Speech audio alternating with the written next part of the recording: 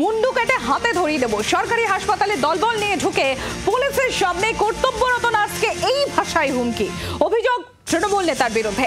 আর এই ঘটনার পর মালদা চাঁচলের হাসপাতালে নিরাপত্তার দাবিতে সরব হাসপাতালের কর্মীরা।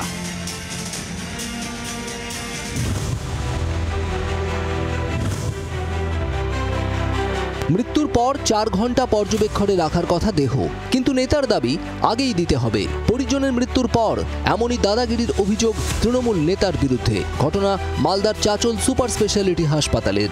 নার্স বাধা দেওয়ায় তার মুন্ডু কেটে নেওয়ার হুমকি দেন বলে অভিযোগ। ঠিক কি ঘটেছিল? বুধবার হাসপাতালে মৃত্যু হয় মতিহারপুরের এক তৃণমূল নেতার মায়ের। হাসপাতালে ছিলেন জেলা তৃণমূলের সাধারণ সম্পাদক শামিউল ইসলাম ও তার দলবল। অভিযোগ, অনুমতি ছাড়াই তারা ঢুকে পড়েন এইচডিইউ ইউনিটে। 4 ঘন্টার আগে দেহ না দেওয়ায় নার্সের মুন্ডু কেটে নেওয়ার হুমকি দেওয়া হয় বলে অভিযোগ। উনি আমার জাস্ট সামনে দাঁড়িয়ে ছিলেন, আমি রীতিমতো কাঁপছিলাম। লাস্টে আমি মানে না পেরে, যে কোনো কিছু ঝামেলা ছাড়া এতটা উনি রিয়াক্ট করছেন না পেরে আমি কেঁদে ফেলেছিলাম ওই সময়। আমাদের এনআই স্টাফ যারা ছিল তারাও প্রতিবাদ করেছিল, তারা পর্যন্ত কাঁদতে শুরু করেছিল। ঘটনাটা এরকম বিভৎস ছিল সেই সময়, পুলিশ ছিল, এসআই ছিল সেই সময়। ওনারা যদি ওনাদের সামনে আমাদের বলতে পারেন মুন্ডু কেটে হাতে ধরিয়ে দেব, তো ঘটনাটা না ঘটার তো কিছু নেই। চাঁচল হাসপাতালের কর্মীদের অভিযোগ, এর আগেও একাধিকবার হাসপাতালে ঢুকে হুমকি দিয়েছেন শামিউল ইসলাম। যদিও হাসপাতালের বিরুদ্ধেই পাল্টা অভিযোগ করেছেন অভিযুক্ত তৃণমূল নেতা শামিউল।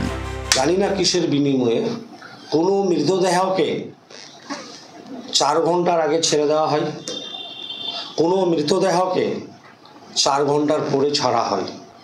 এটা চাঁচল হাসপাতালে বর্তমান চলছে।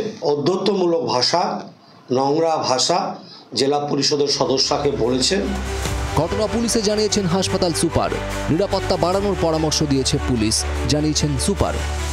ঘটনাস্থলে তো আমাদের কর্তব্যরত পুলিশ এসআই সাহেব ছিলেন এবং সিকিউরিটি সাহেবও ছিলেন। তা সত্ত্বেও কিছু ঝামেলা হয়েছে, সেটা নিয়ে আজকে মিটিং আমরা কথা হয়েছে যাতে সিকিউরিটিটা আরো জোরদার করা যায়, শক্তিশালী করা যায়। চিকিৎসায় গাফিলতির অভিযোগে চিকিৎসক নার্সের মারধর, হাসপাতালে তাণ্ডবের মতো ঘটনা মাঝে মধ্যেই সামনে আসে। কিন্তু চাঁচলের এই ঘটনায় কার্যত হতবাক হাসপাতালের কর্মী থেকে কর্তৃপক্ষ সবাই। মালদহ থেকে রণজয় সিংহের রিপোর্ট, জি 24 ঘন্টা।